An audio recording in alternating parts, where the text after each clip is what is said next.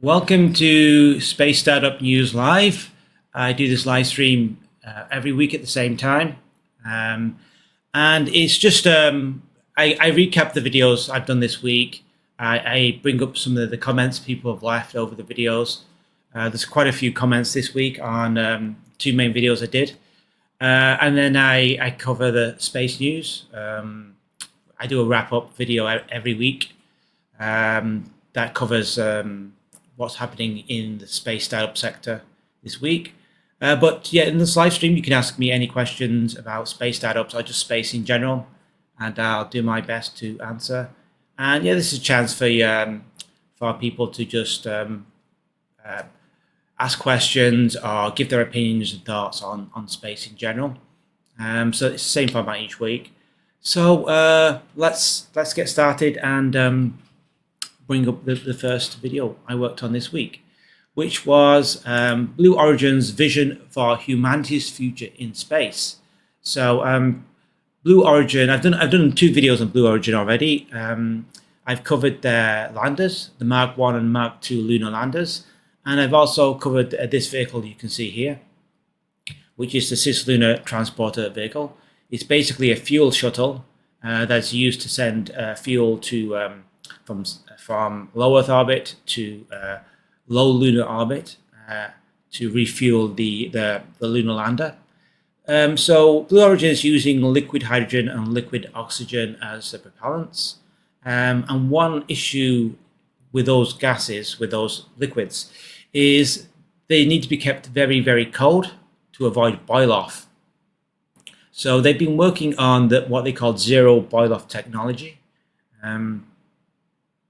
which is the technology needed to keep those liquids extremely cold. More about that later, because that's actually in space startup news. But the vision is to use the lunar landers and the Cislunar Transporter to send cargo and crew to the moon as part of NASA's Artemis program.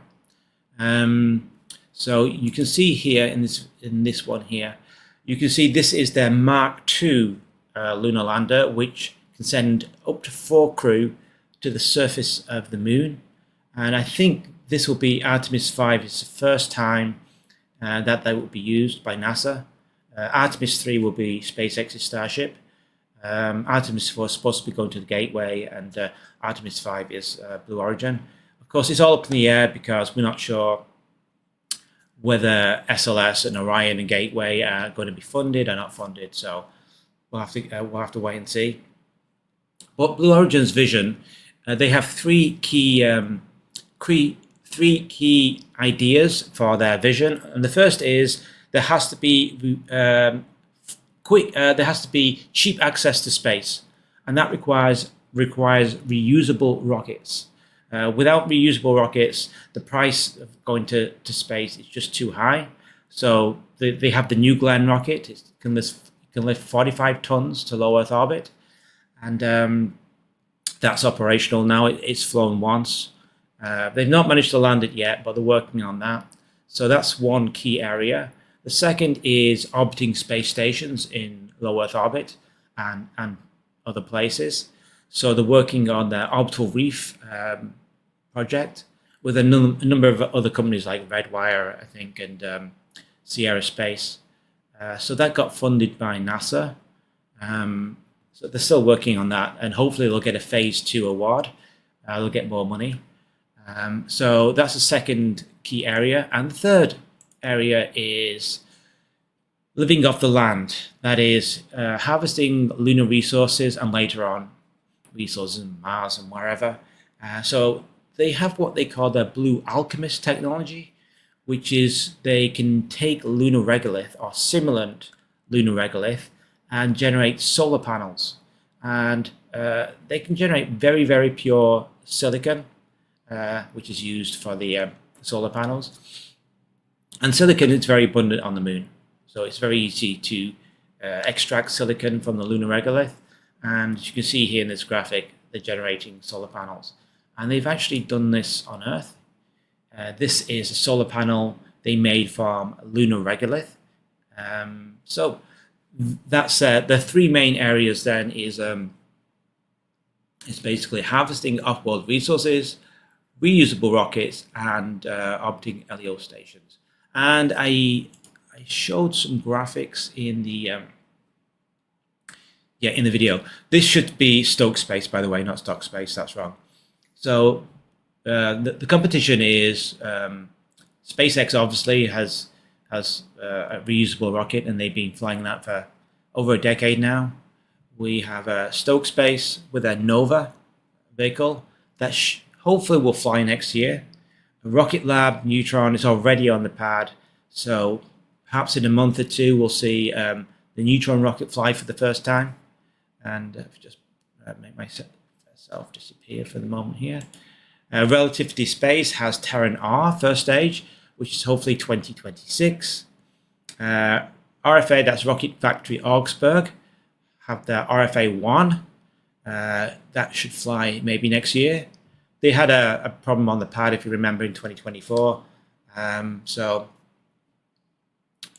Hello, Jackie. Thank you for joining. And PLD Space with their Mura 5.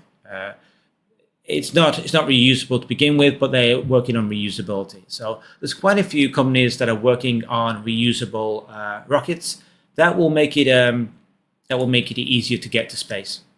So that's one key area according to Blue Origin's vision.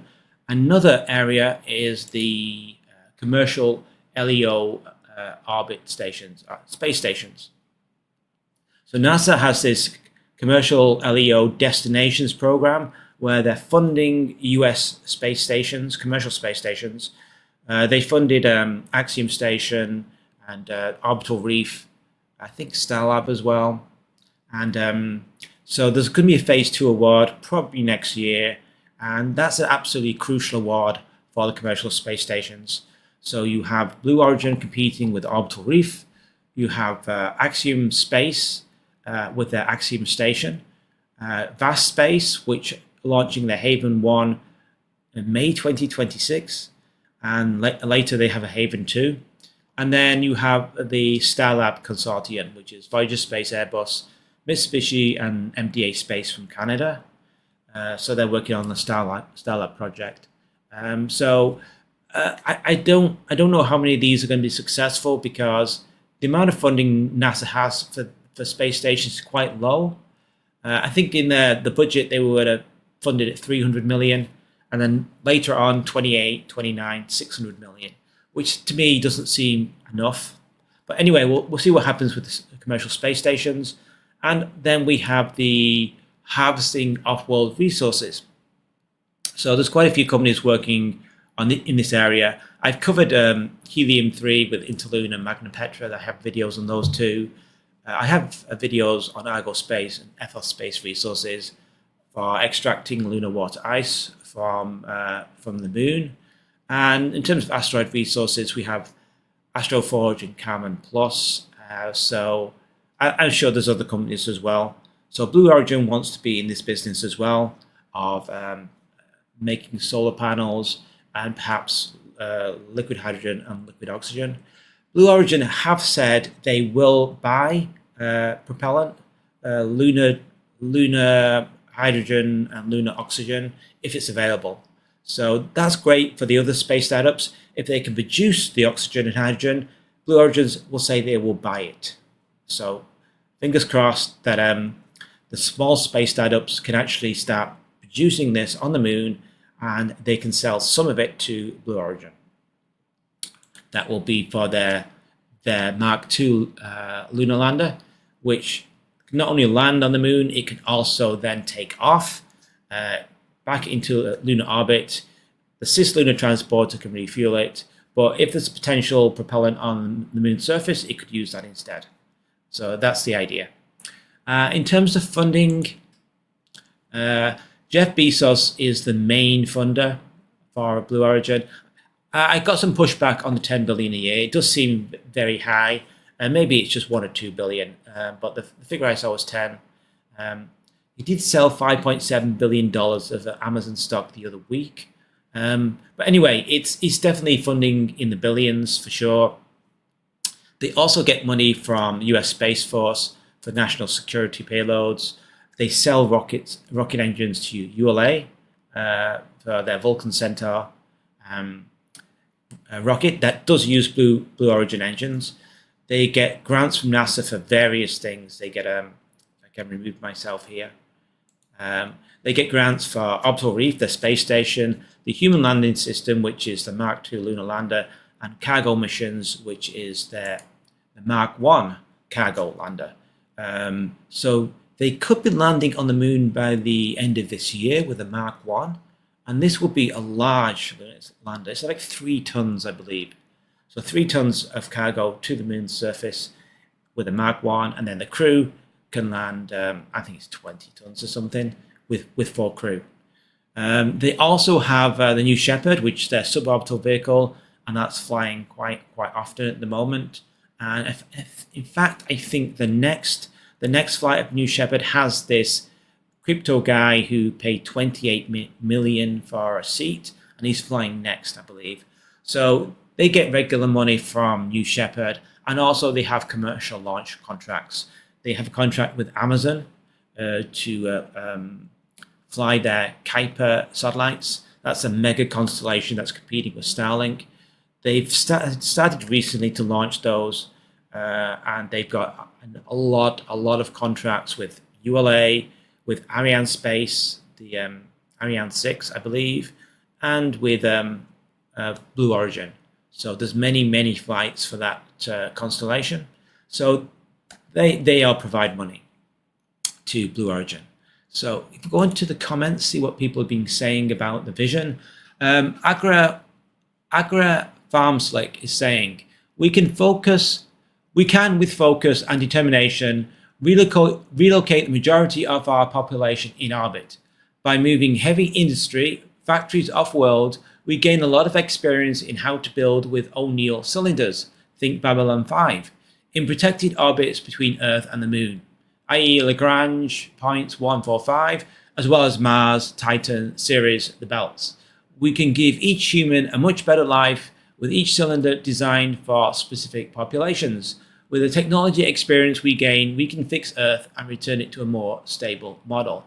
I think that's kind of quite close to Jeff Bezos' vision, which is, space stations and heavy industry is lifted off Earth into space, and Earth is much more how it used to be, with no heavy industry and no destruction of the environment.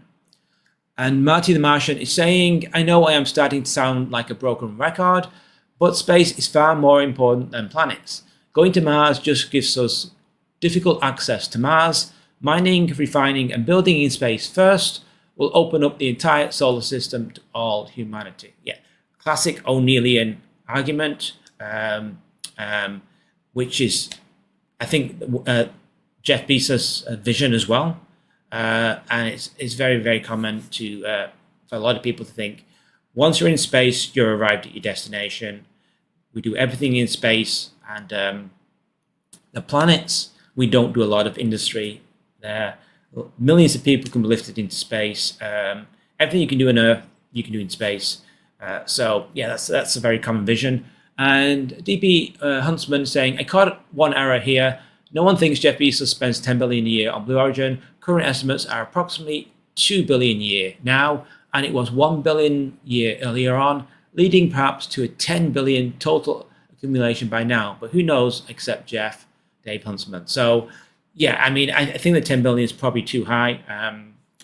I know he liquidates a lot of stock, but not all of it will be for Blue Origin, I'm sure. And he then goes on to say, any assessment, I just remove myself here, any assessment of Blue Origin is incomplete in my view if it doesn't bring up Blue Origin's biggest weakness. And I say this with reluctance because we need a good competitor like an aggressive Blue Origin and don't have one, at least not yet. And that is this, the huge attitudinal difference between Blue and e.g. SpaceX. The real motto of Blue should be spelled graditum ferociter, which means, I think my Latin is not very good, but it's like slow ferociously, with a ferociter being an extremely small font. So basically, they're very slow, and And he goes on to say, there simply is no sense of urgency there. I think there is more urgency in, say, a Rocket Lab or a Stoke Space than in Blue's management. Since it has been the case across more than one CEO, the problem, unfortunately, has to be traced back to Jeff himself.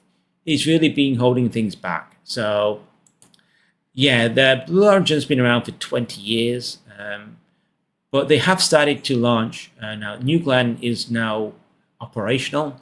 It's flown, put a payload into orbit. So hopefully their speed will improve. They have been very slow so far. And Michael Millian is saying, I can't see a large rotating space colony near Earth as there is too much debris flying around. The Lagrange points would be a good region, perhaps one at the Sun-Earth L point, to create a solar shade and power transmitter to Earth. Yeah, I think the space stations are in LEO because that's what NASA's funding. It's called the Commercial LEO Destinations Program. So if you want to be funded by NASA, that's where you put the space station. Who knows in the future? I'm sure we'll have space stations at all different kinds of orbits, not just around Earth, but around the moon and further out in time. But for now, the money is for LEO, so that's where they're going. And if we move to this, Gaius and Celadus are saying, good luck to them. The more companies that aim for the moon and Mars, the better. The Blue Origin lunar lander looks nice too. I hope it's not too top heavy like the intuitive machines one seem to be. But anyway, it looks like a very nice, sleek design. Very keen to see it in action. Yep, so hopefully by the end of this year, the Mark 1 lunar lander will land on the moon, and we'll take it from there, you know, with Mark 2, I think, probably in the 2030s. Probably like 2033 or something like that. I don't think it's anytime soon, but yeah. And Wingsley said, his vision, and this is, I've cut it down because it was very long, but he was saying, we must re-establish our presence on Earth's moon. We must find and harvest lunar water ice for practical applications, including Hydrolox rocket fuel. We must expand lunar exploration and establish bases or base camps on the moon. We must develop and apply ISRU, that's in situ resource utilization technology, and other useful robotics. We must develop and deploy space-based solar power in creative orbits above the moon to power moon bases and lunar science and industrial operations. We must learn how to exploit SBESP opportunities and do it well. Our eventual goal must be to develop multi-kilometer scale space-based solar power satellites for orbiting and powering Earth. So I've done a few videos on that. Space Solar is one of the companies working on very large space-based solar power, kilometers long. So they have a project in the 2030s, 400 meters to begin with, but then expanding to kilometers. I have a video on powering moon bases with solar power satellites. So yeah, that's all very interesting. And he goes on to say, we need to develop high-speed atomic propulsion that will greatly reduce travel times for interplanetary exploration, including Mars, Phobos, Deimos, Venus, and near-Earth asteroids. The Defense Department's DARPA Draco, as well as UK's Pulsar Sunbird, must be developed for both cislunar and interplanetary transportation. So nuclear thermal propulsion and nuclear electric propulsion are two methods for using nuclear power to travel faster, to have a faster rocket engine with more thrust and more fuel efficiency. So definitely for going to Mars, for crewed missions to Mars, nuclear thermal propulsion would be excellent. I know there's some designs. I think the US Space Force is probably working on the US Department of Defense. There is the UK Pulsar Sunbird. I've not looked in detail about them. I've seen some videos. So definitely there's a few space startups working on nuclear propulsion.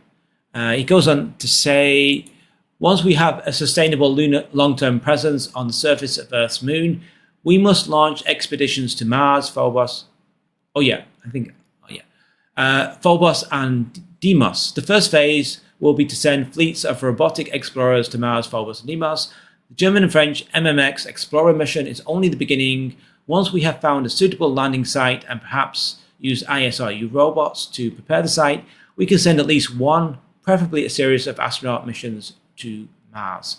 Once we have established a working interplanetary transportation system, we must explore near-Earth asteroids for scientific, Earth defense, industrial, and possible colonization purposes.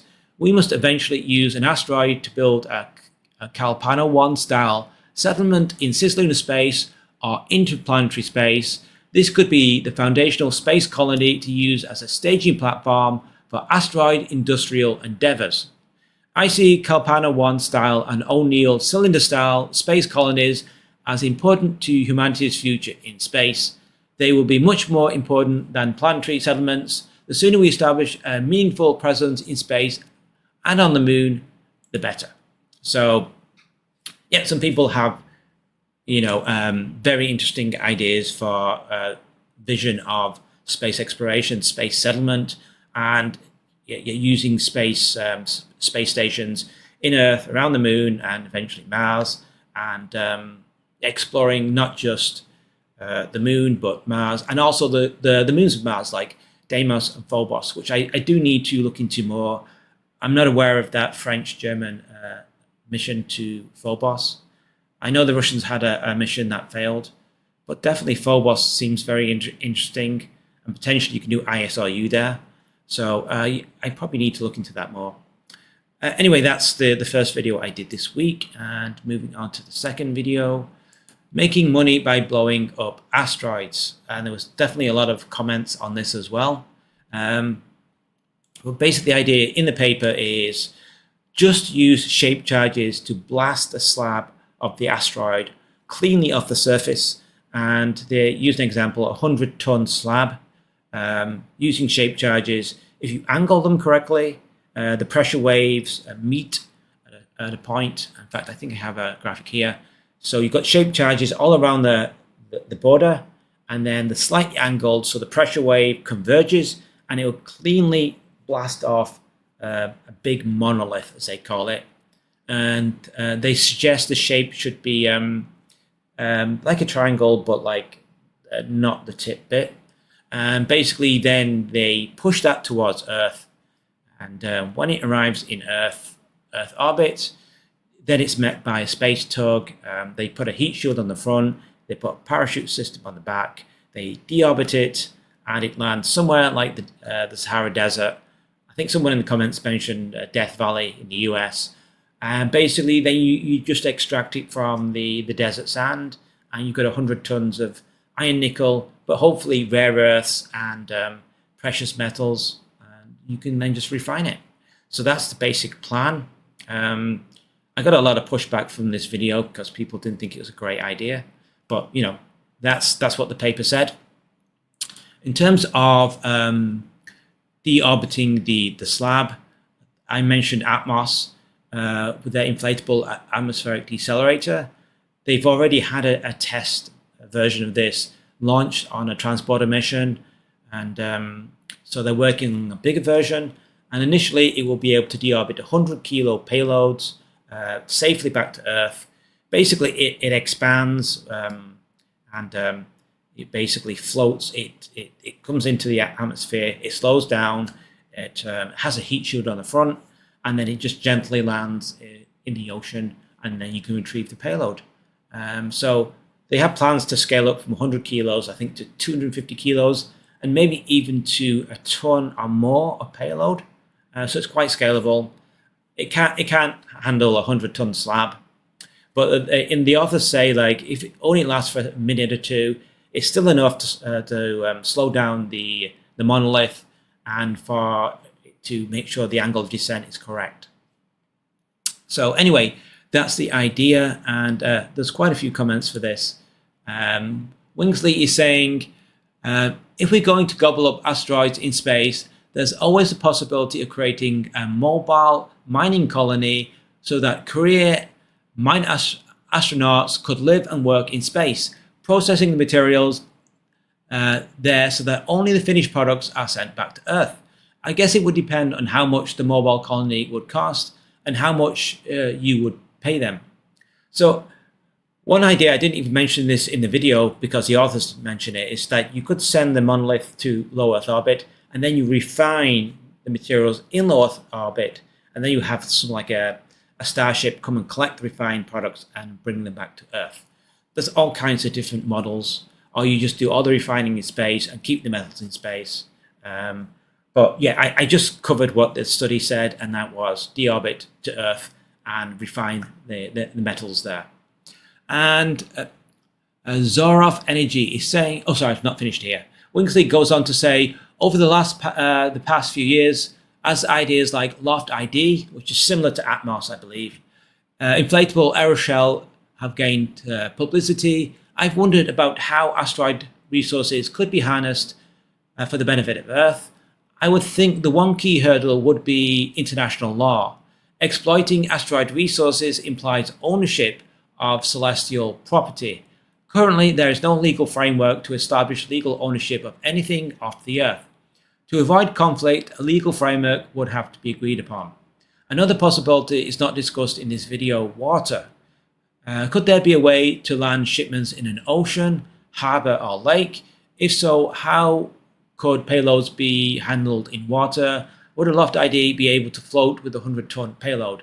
Well, that's exactly what Amos is doing. They're landing in water, and they can handle 100 kilos, going up to 250 kilos and more. So yes, I think the answer to that is yes, because Atmos is working on that now. So yeah, that's another possibility: landing in water rather than the desert sand. So, and Zoron Energy says, yes, miners should enjoy full shielding, full gravity in rotating habitats, operating squads of local semi-autonomous robots, doing all the dangerous, polluting, heavy industrial mining and refining and processing, just when you thought all that gaming experience was for nothing. Yeah, so it could be a hybrid operation. You have astronauts near the asteroid, but they're teleoperating robots on the surface, so there's no danger when you're setting off explosives and you've got debris. So that the crew are perhaps 10, 100 kilometers away, but operating the robots. And then Doug Dig says, if a country or business changes the orbit of an asteroid, they own it. Think liability. You move it, it causes damage or injury, you get sued. Which also means if you can move it, you own it and are responsible for it as long as it's a hazard to Earth. Yeah, the legal side I know nothing about, so I guess that will be decided in the future. I know nothing about the legal side of this. I know there's the Outer Space Treaty, which says you can't own things in space. So we'll see what happens with the legal side. And then I went on to cover the space startup news. This video came out yesterday, so I covered Firefly. They've got another contract with NASA, so they got a fourth contract for a lunar lander.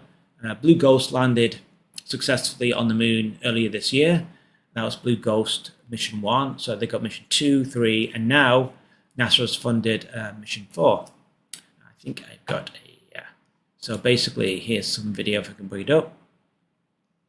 This is the Blue Ghost lunar lander. While it's in orbit around the moon, and their very first lunar lander was successful, perfect success, 100%.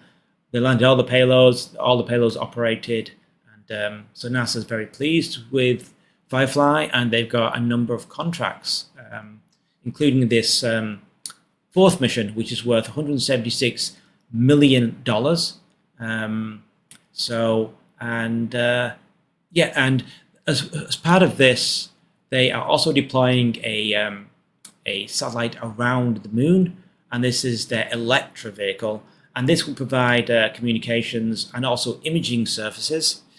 It can image the moon's surface, and it can communicate with the Blue Ghost lunar lander and then back to NASA.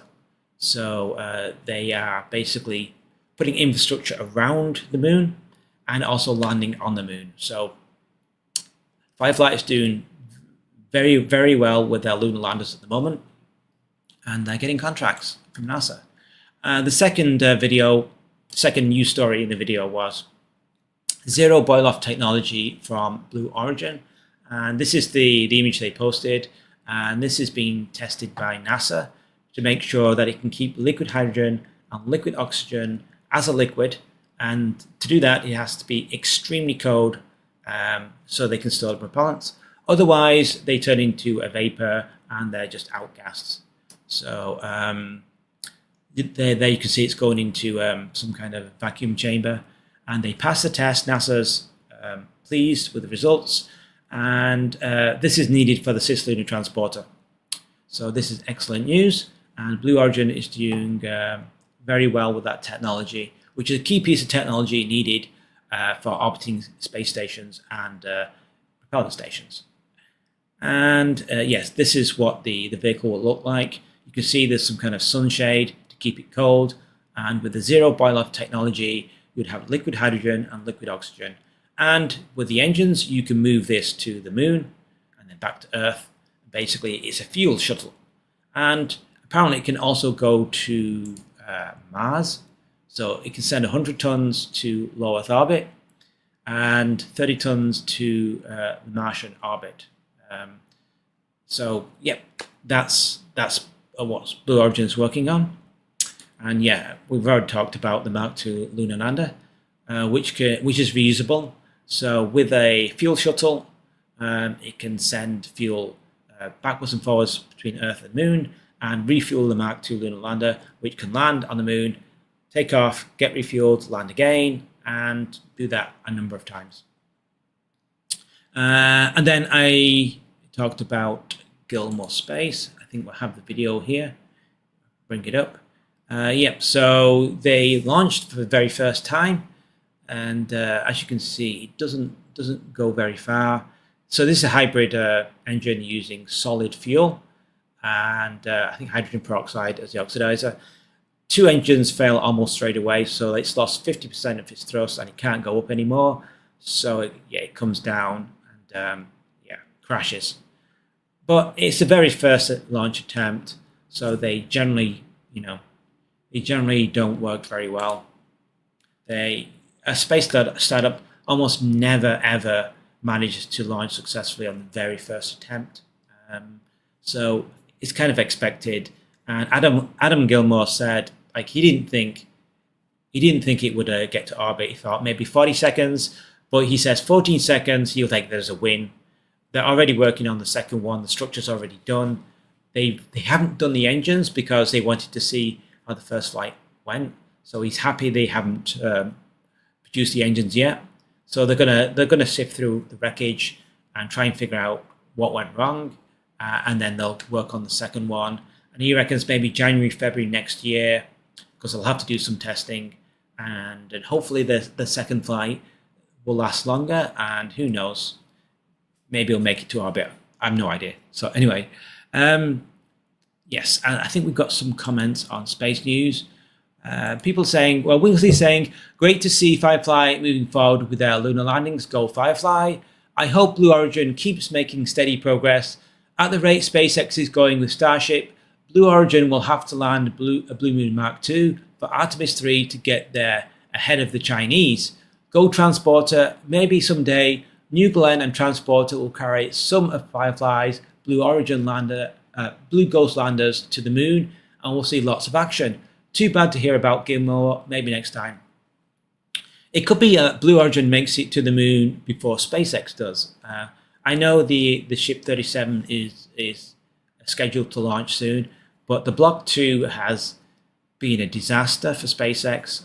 Block 1 ship was great and was what seemed to be working well. Block 2 has just failed every single time. But I think they're moving on to Block 3 soon, so hopefully Block 3 will work better. But Blue Origin definitely could make it to the moon first. The Mark I lunar lander could fly at the end of this year. I have no idea about Mark II. I think that's quite a few years away at the moment. Marty's saying, shame about the Gilmour vehicle loss, but hardly surprising. Not only is it extremely difficult to succeed with the first launch, but here must have been significant deterioration due to the rocket just sitting around for so many months. I think it was 18 months, which is a very, very long time for it to be sitting around.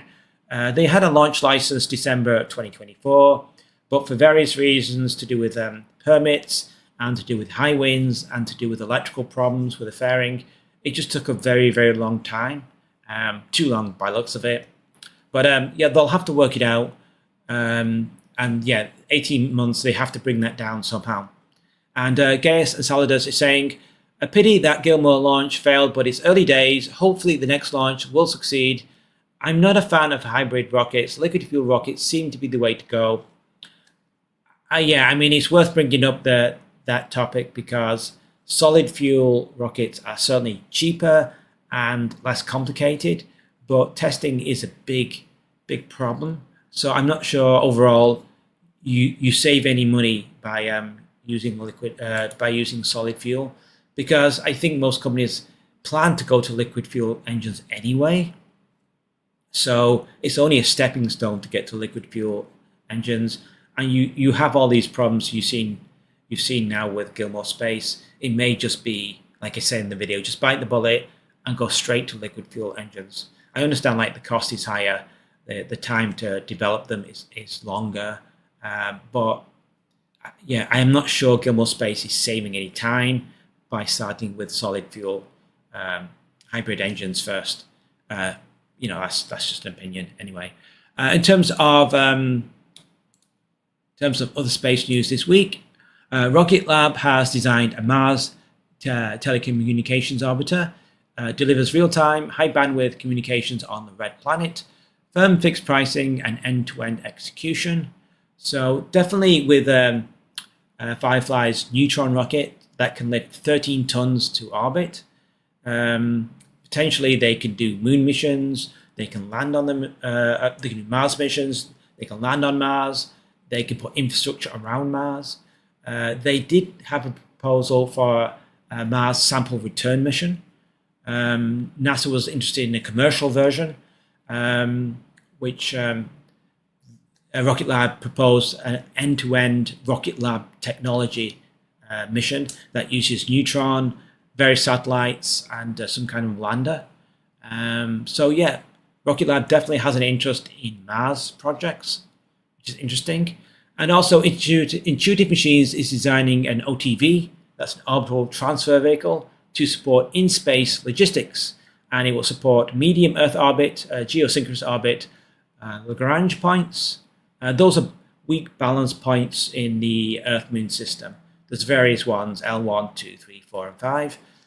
Low lunar orbit and interplanetary missions. Ready by 2026, which is only next year. And I think it's based on the Nova C lunar lander, but this is not a lander. It just uses, it's just for in-space operations. And you can imagine it could be used as a space tug for moving various satellites to and from one orbit, or for pushing something to interplanetary orbit. So there's a lot of companies now working on in-space operations, which is quite interesting. And I think we're going to see more of these space tugs and OTV vehicles, which is interesting. So that's other space news. I think I've covered all the space news this week. In terms of what I'm doing next week, I'm not sure. I did see a paper on more pit craters on the moon using AI to detect, I think, 12 more lunar pits. And there's also this moon diver mission to explore a lava tube or a pit. So I may cover that either next week or the week after. And I'll work on something else as well. I've got a few other ideas, but we'll see how it goes.